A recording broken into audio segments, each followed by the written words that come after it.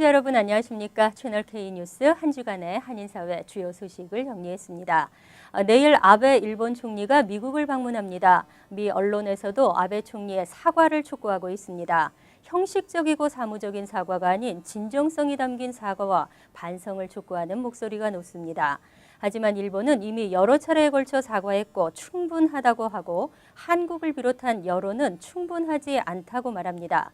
지난 23일 워싱턴 포스트는 나는 가만히 있을 수 없었다라는 제목으로 방미 중인 일본군 위안부 피해자 이용수 할머니의 인터뷰 기사를 실었는데요. 이용수 할머니의 인터뷰는 미국 사회에도 크고 깊은 울림을 주고 있습니다. 울림이 울림으로만 끝나지 않은 결실을 기대해 봅니다. 오늘의 첫 소식입니다. 제34대 뉴욕 한인회장 선거에 재출마한 김민선 후보가 지난 23일 후보자 연설회를 가졌습니다.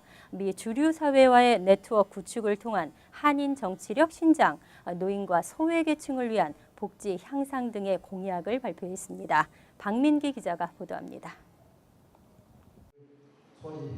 민승기 뉴욕 한인회장의 탄핵 이후 제34대 뉴욕 한인회장 선거에 재출마한 김민선 후보가 후보자 연설회를 가졌습니다. 오늘 플러싱 대동연회장에서 개최된 연설회에 참석한 김민선 후보는 선거관리위원회 관계자들 및 한인 100여 명 앞에서 자신의 공약을 발표했습니다. 김민선 후보는 앞으로의 뉴욕 한인회를 미래지향적인 한인회라는 슬로건 아래 미 주류사회와의 네트워크 구축을 통한 한인 정치력 신정과 노인 및 소외계층을 위한 복지 시스템 향상, 그리고 적극적인 한국 전통문화 홍보를 통한 문화외교에 앞장서겠다고 밝혔습니다. 대외적으로는 이곳에 방문하는 타 민족들에게도 우리의 우수한 문화와 전통, 지난날의 피땀 어린 노력과 성취를 알리며 교류하는 자긍심 넘치는 홍보의 마당이 될 것입니다. 또한 김민선 후보는 공약은 꼭 지켜져야 하는 약속이라며 자신이 내세운 공약들을 꼭 실천하겠다고 강조했습니다. 저는 공약이란 반드시 지킬 수 있는 약속이어야 한다고 믿으며 지금까지 말씀드린 공약을 실천하는 한인회장이 될 것을 약속드립니다. 감사합니다. 한편 오는 26일 실시될 예정이었던 회장 당선 찬반 투표가 회칙 위반과 공탁금 낭비라는 의견에 따라 취소된 만큼 역대 회장단협의회는 정상화위원회로부터 선거에 관한 모든 권한을 위임받고 회의를 통해 이번 주 일요일 김민선 후보의 당선 여부를 발표하겠다고 밝혔습니다. 채널 K뉴스 박민기입니다. 새로 부임한 김기환 신임 뉴욕 총영사가 뉴저지 한인회를 방문했습니다. 김 총영사는 한인 2세, 3세들의 정체성 확립을 돕고 미 정치인들과의 활발한 교류로 한인들이 주류사회 진출에 이바지하겠다고 밝혔습니다. 박민기 기자가 취재했습니다. 지난 7일 부임한 김기환 신임 뉴욕 총영사가 뉴저지 한인회를 방문했습니다. 오늘 오후 뉴저지 한인회관을 방문한 김기환 총영사는 박을림 뉴저지 한인회장과 제이슨 김 팰리세이즈 팍 부시장 및 한인단체장들의 환영을 받으며 한인사회의 미래를 주제로 소통하는 시간을 가졌습니다. 김기환 총영사는 한인 동포들의 활약이 있었기에 한인사회가 세계 경제의 중심인 뉴욕에 안정적으로 정착할 수 있었다며 뉴욕의 입지를 이용해 한미관계 발전에 이바지하겠다고 말했습니다. 뉴욕의 강한 입지를 어떻게 우리 모국의 발전과 한미관계의 발전과 그리고 우리 동포사회의 발전을 위해서 할 수 있는지를 여러 가지 생각을 하면서 김기환 총영사는 뉴저지 역시 주요 한인 밀집 지역 중 하나인 만큼 앞으로 뉴저지 한인회 관계자들 및 단체장들과의 활발한 소통을 통해 동포사회 발전에도 힘쓰겠다는 계획을 밝혔습니다. 채널 K뉴스 박민기입니다. 가정정책자문위원회 정책 책임자로 활동해온 한인 2세 임원규 씨가 뉴저지 27선거구 공화당 주 하원 의원 후보에 출마합니다. 한인 사회에도 훌륭한 인재가 많지만 언어 장벽으로 인해 과소평가되고 있다며 커뮤니티의 의견을 경청하고 섬기는 리더가 되고 싶다고 밝혔습니다. 박민기 기자입니다. 가정정책자문위원회 정책 책임자로 활동해온 임원규 씨가 뉴저지 27선거구 공화당 주하원의원에 도전합니다. 한인 2세 임원규 씨는 뉴저지 리빙스턴 출신으로 포담대학에서 마케팅을 전공한 뒤 미식축구 코치로 활약하는 등 눈에 띄는 리더십을 보여왔습니다. 오늘 기자회견에 참석한 임원규 후보는 한인 사회에도 훌륭한 인재가 많지만 언어 장벽에 부딪혀 정부와의 원활한 의사소통이 힘든 것이 현실이라고 말하며 자신이 그들을 대변하고 한인 커뮤니티를 섬기는 리더가 되고 싶다고 밝혔습니다.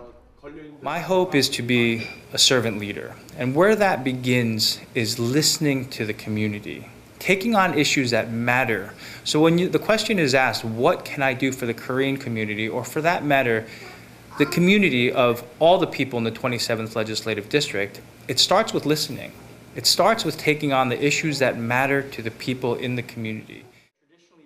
임 후보는 선거를 위해 앞으로 유권자들의 집을 가가호호 방문하며 자신을 어필하겠다는 계획과 동시에 오는 6월 선거를 위한 모금 파티를 개최한다며 많은 한인들의 참여를 부탁했습니다. 채널 K 뉴스 박민기입니다.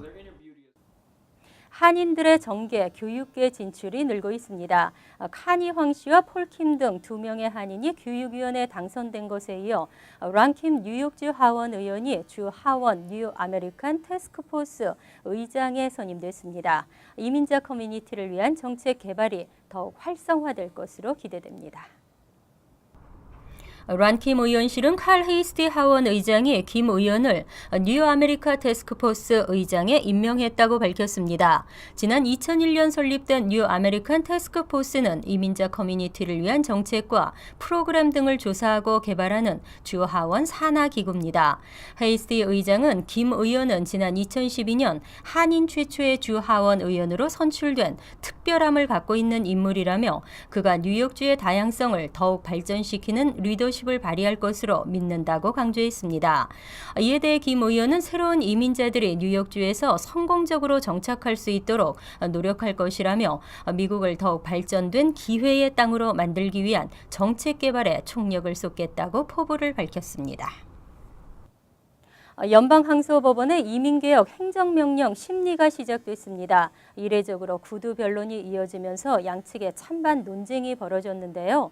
법원의 최종 결정에 관심이 집중되고 있습니다. 뉴올리언스 소재 연방 제5순회 항소법원은 지난 17일 연방정부가 제기한 행정명령 시행 중단의 가처분 결정 취소 소송에 대해 첫 심리를 열었습니다. 연방정부는 지난 2월 앤드류 헤이넌 연방 판사가 내린 행정명령의 시행 중단 가처분 결정을 번복해 줄 것을 요구하며 항소를 제기한 바 있습니다. 항소법원은 이번 심리에서 헤이넌 판사의 가처분 결정이 정당한지 여부를 판단하게 됩니다. 대체로 서면 심리가 대부분인 통상적인 가처분 결정 항소심과는 달리 이례적으로 이날 첫 심리는 양측의 구두 변론으로 진행됐습니다. 심리에서는 연방정부 측과 26개 주정부 연합 측이 이민개혁 행정명령에 대해 뜨거운 찬반 논쟁을 벌였습니다. 심리가 진행되는 동안 항소법원 건물 밖에서는 수백여 명의 이민자들이 모여 오바마 대통령의 이민개혁 행정명령을 지지하는 시위를 벌이면서 심리가 수시로 중단됐습니다.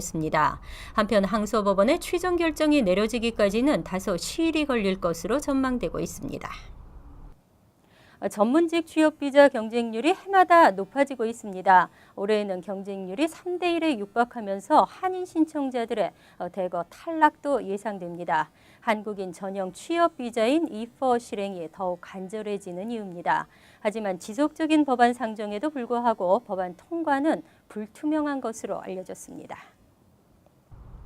지난 2월 피터 로스캄 연방하원 의원이 한국과의 동반자 법안을 다시 상정했지만 의회 내에서 이를 추진할 핵심 세력이 부족한 것으로 알려졌습니다. 법안에는 18일까지 민주당 18명, 공화당 16명 등 총 34명의 의원이 공동 발의자로 참여했습니다. 하지만 정작 법안 처리에 결정적 영향을 미칠 의원들로부터는 지지를 받지 못하면서 지난 회기와 같은 전철을 밟을 우려가 커지고 있습니다. 법안이 통과된 통과되기 위해서는 소관위원회인 법사위원회의 가결 후 본회의에서 안건으로 채택돼야 합니다. 하지만 지금까지의 공동발의자 34명 가운데 법사위 소속 의원은 5명에 그치고 있습니다. 올 1월 로스캄 의원은 법안 재상정을 약속하면서 법안에 반대하고 있는 밥 굿레이트 법사위원장을 설득하겠다고 밝혔지만 아직까지는 성과를 보이지 못하고 있습니다.